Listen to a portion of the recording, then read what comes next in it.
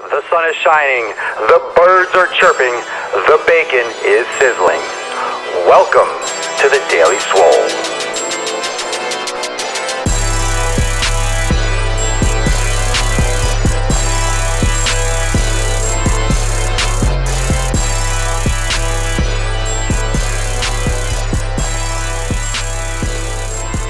Welcome everyone to episode 170 of the Daily Mother Swole. Getting huge and taking some motherfucking names. Yeah. It's Sunday. It's Sunday Fun Day. It is the first crisp, beautiful, beautiful, beautiful day in Florida in a long time. Left the house this morning and it was the first time where I came out and it was all of a sudden, ooh, a little chilly. There was like that nip. Holy shit, winter's here. Finally, I'm really excited about that. Episode 170, should you stretch before or after? And this has to do with warm-up. This has to do with not so much yoga, even though it is in the hashtag on Periscope. Those of you that are joining me live for the first time, welcome. Every day at 12 noon, or a little bit late today because I had to drive home after my client at 12.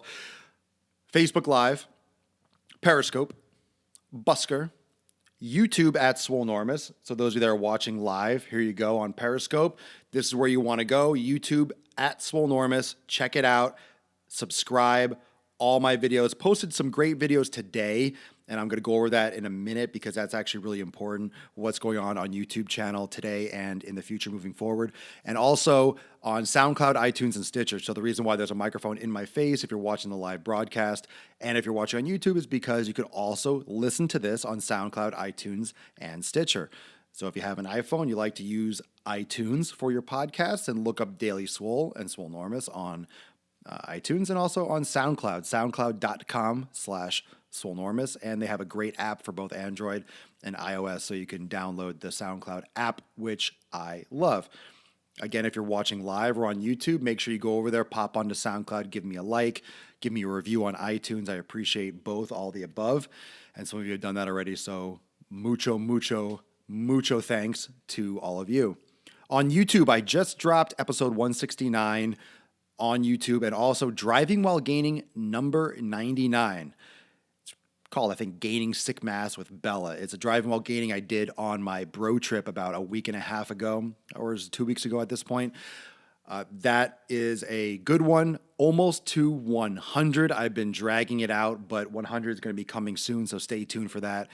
And today, right after the Daily Swole, right after this show, right after this broadcast, I am dropping the next video in my Spotlight series. So if you are not on my YouTube, subscribe right now. I'll be here if you want to leave Periscope and pop back on YouTube, Swolenormous. Go on there, sign up. I am dropping my next Spotlight. And if you don't know what my Spotlight series is, the great thing about the Spotlight is that it takes highlighted clips that I hold very dear, that I think are really important, and I edit them and I put up different footage that you might not have seen. I have 600 videos on YouTube, and those of you that are just following me now, don't worry, I don't expect you to go back and watch every single episode right away. That would take you days.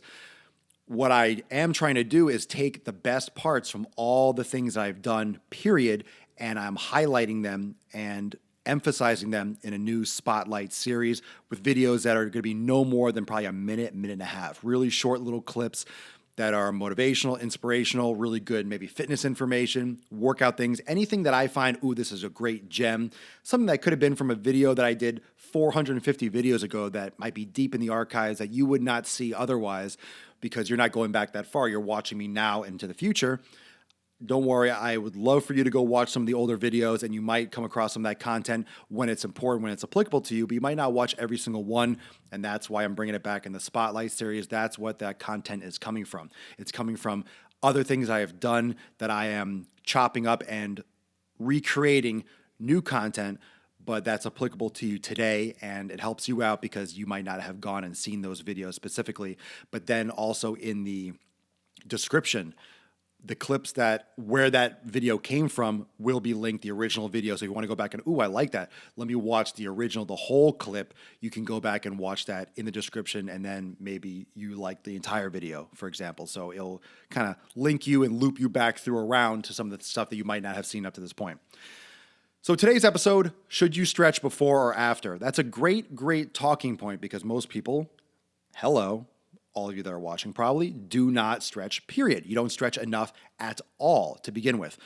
So stretching is not even the issue. It's just it's just warming up and cooling down in general. But stretching is always, been talked about. Before a workout, you should be doing a general and a specific warm up. General being doing like 5, 10, 15 minutes on a cardio machine, getting your heart rate up, your temperature up, and then doing your specific warm up, doing, let's say, lateral tube walking, let's say for leg day, doing some light squats, some lunges, some rotation, a little yoga flow to get your more specific exercise, doing some push-ups if you're doing chest, more specific prep work for exactly what you're doing. General is just general activity to get your heart rate up, to get your body ready for activity, and specific warm-up comes after when you're doing literally similar mimicking movements to, let's say, the heavier resistance or the higher intensity training that you're going to do in particular.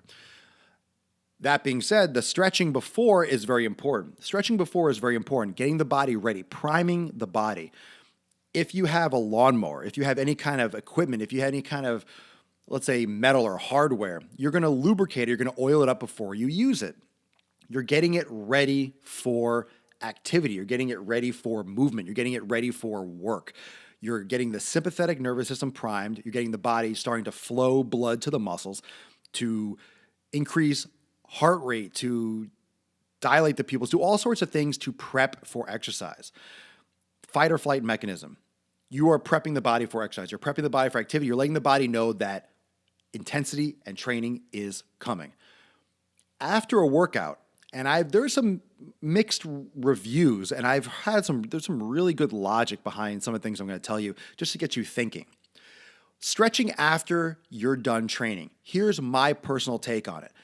I prefer doing things like foam rolling and cooling down after a workout rather than deep stretching after.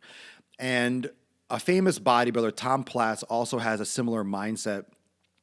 It's important to cool down. It's important not to just leave the gym and just walk and that's it. You want to help the body get blood back to the muscles. After, let's say, a leg workout, you could do a couple things. I would recommend doing a light cardio session, doing what I mean is like 5 or 10 minutes on a treadmill or on a step mill, something where you can help the body get the blood flow back to the heart, increase or improve or assist venous return after workout. The blood is pumped and the muscles are full of blood, helping that blood get back up to the heart. Right after a workout, your muscles are engorged, everything is tense and pumped and full. It's not the best time to go yanking on it and stretching it to a maximum because there's a lot of tension built up in the muscle. It's very important to release that tension and allow it to calm down before you do any stretching. I would recommend doing your light cardio, your light cool down, and then doing like a foam rolling session right after. You should be adding a stretching session either before your training or at another separate time, maybe later on in the day or the next day doing a yoga session, rather than going and yanking and cranking and pulling on the joints immediately after a workout when the muscle bellies are full and they're pumped and they're tight.